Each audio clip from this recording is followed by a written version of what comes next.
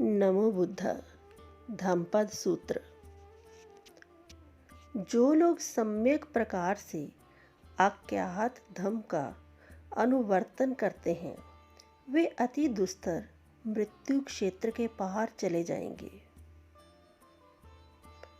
पंडित कृष्ण धम्म को त्याग कर शुक्ल धम्म की भावना करे, अर्थात पाप कर्म को छोड़कर शुभ कर्म करे। वह घर से बेघर होकर सामान्य व्यक्ति के लिए आकर्षण रहित एकांत का सेवन करे। कामनाओं को त्याग कर अकिंचन बना हुआ व्यक्ति वही उसी अवस्था में रमन करने की इच्छा करे। समझदार व्यक्ति 5 निवर रूपी चित्तमलों से अपने आप को परिशुद्ध करे। संबोधि के अंगों में जिनका चित्त सम्यक प्रकार से भावित अभ्यस्त हो गया है, जो परिग्रह का परित्याग कर अपरिग्रह में रत हैं, आश्रवों चित्तमलों से रहित ऐसे द्युतिमान पुरुष ही लोक में निर्वाण प्राप्त हैं। जिसकी यात्रा पूरी हो गई है, जो शोक रहित है, सरफता विमुख है, जिसकी सभी ग्रंथियां कट गई हैं, उसके लिए कायिक और चैतसिक संताप नाम की कोई चीज नहीं है। स्मृतिमान उद्योग करते रहते हैं, वे घर में रमन नहीं करते।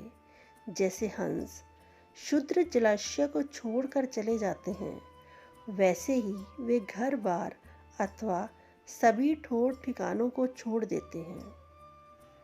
जो कर्मों और प्रत्ययों का संशय नहीं करते, जिन्हें अपने आहार की मात्रा का पूरा ज्ञान है, शून्यता स्वरूप तथा निमित्त रहित निर्वाण जिनकी गोचर भूमि है, उनकी गति वैसे ही आगे रहती है जैसे आकाश में पक्षियों की गति।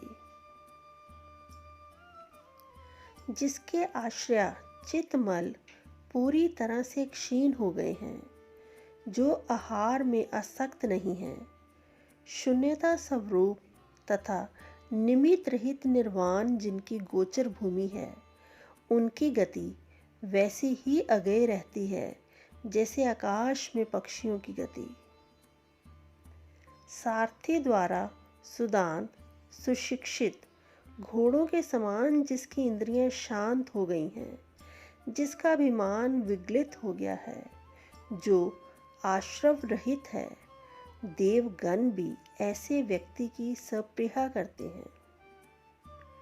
सुंदर व्रतधारी अरहत पृथ्वी के समान क्षुब्ध न होने वाला और इंद्रकील के समान आकांक्षा होता है, वैसे व्यक्ति को कर्दम रहित जलाशय की भांति संसार में नहीं होते। सम्यक ज्ञान द्वारा मुक्त हुए उपशांत का मन शांत हो जाता है और वाणी तथा कर्म भी शांत हो जाते हैं। जो नर श्रद्धा रहित निर्वाण का जानकर भव संसरण की संधि का छेदन किए बिना पुनर्जन्म की संभावना रहित और सर्व प्रकार की आशाएं त्यागे हुए हों, वह निसंदेह उत्तम पुरुष होता है। गांव हो या जंगल, भूमि नीची हो या ऊंची, जहाँ कहीं अरहंत विहार करते हैं, वह भूमि रमणीय होती है। रमणीय वन जहाँ सामान्य व्यक्ति रमन नहीं करते, वहाँ वीतराग रमन करेंगे, क्योंकि वे काम भोगों की खोज में नहीं रहते। निरर्थक पदों से युक्त 1000 वचनों की अपेक्षा एक अकेला सार्थक पद श्रेयस्कर होता है, जिसे सुनकर कोई व्यक्ति राग आदि के उपशमन से शांत हो जाता है। निरर्थक पदों से युक्त 1000 गाथाओं की अपेक्षा वह एक अकेला सार्थक गाथा पद श्रेयस्कर होता है जिसे सुनकर कोई व्यक्ति शांत हो जाता है। जो कोई निरर्थक पदों से युक्त 100 गाथाएं बोले, उसकी अपेक्षा अकेला सार्थक धम्मपद श्रेयस्कर होता है जिसे सुनकर कोई व्यक्ति शांत हो जाता है। हजारों मनुष्यों को संग्राम में जीतने वाले से भी एक अपने आप को जीतने वाला कहीं उत्तम संग्राम विजेता होता है।